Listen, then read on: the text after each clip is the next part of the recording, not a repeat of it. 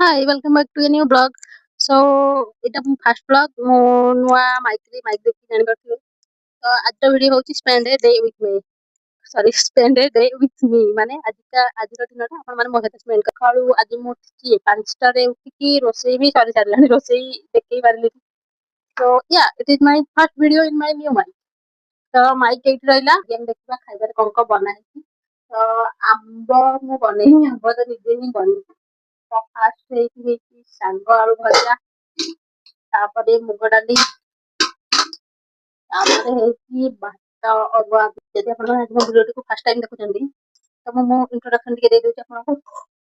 ତ ହାଏ, ମାଇସେଲ୍ଫ ଶିବାନୀ। ମୁଁ ଭୁବନେଶ୍ୱରରେ ରହୁଛି ଆଉ ଏଇଠି ଗୋଟେ ଆଇଟି ସେକ୍ଟରରେ ଜବ୍ କରୁଛି। ତ I M 25 year old, managing both housework with office work। ମାନେ ହାଉସ ୱାର୍କ ସହିତ ଅଫିସ ୱାର୍କ ବି ମ୍ୟାନେଜ କରୁଛି।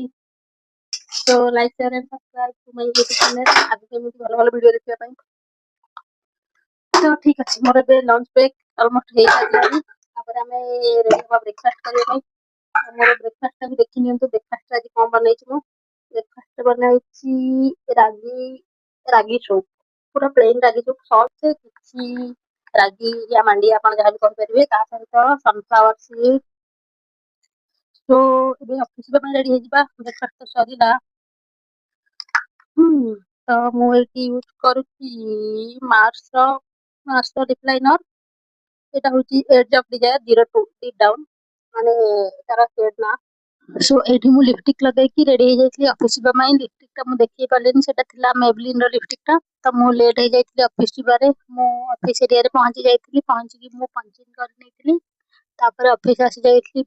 ମାନେ ଆଜିକାଲି ଯେମିତି ଖରା ହଉଛି, ଅଫିସ ଆସିକି ଅଫିସଟା ହିଁ ଭଲ ଲାଗୁଛି। ମାନେ ଅଫିସ ରହିବାକୁ ହିଁ ଭଲ ଲାଗୁଛି ଏସି ପାଖରେ। ତାପରେ ଲଞ୍ଚ ବ୍ରେକ୍ ଟାଇମ୍ ହେଇଯାଇଥିଲା। ତାପରେ ଲଞ୍ଚ କରିସାରିକି ମୁଁ ଚାଲି ଯାଇଥିଲି ବାହାରକୁ ଟିକେ ବୁଲିବା ପାଇଁ।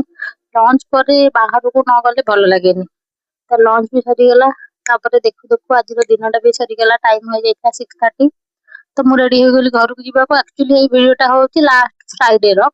ମୁଁ ଟିକେ ଡିଲେରେ ଭିଡ଼ିଓଟା ଅପଲୋଡ କରୁଛି। ତ ମୁଁ ବାହାରି ପଡ଼ିଥିଲି ଘରକୁ ଯିବା ପାଇଁ। ସେଦିନ ପୁରା ବର୍ଷା ହଉଥିଲା ବି ଭୁବନେଶ୍ୱରରେ। ଦେଖିପାରୁଥିବେ ଝଡ଼ି ପୋକ କେତେ ଉଡୁଥିଲେ। ମେଘ ବି ଆସି ଯାଇଥିଲା, ବାଦଲ ପୁରା ଭରା।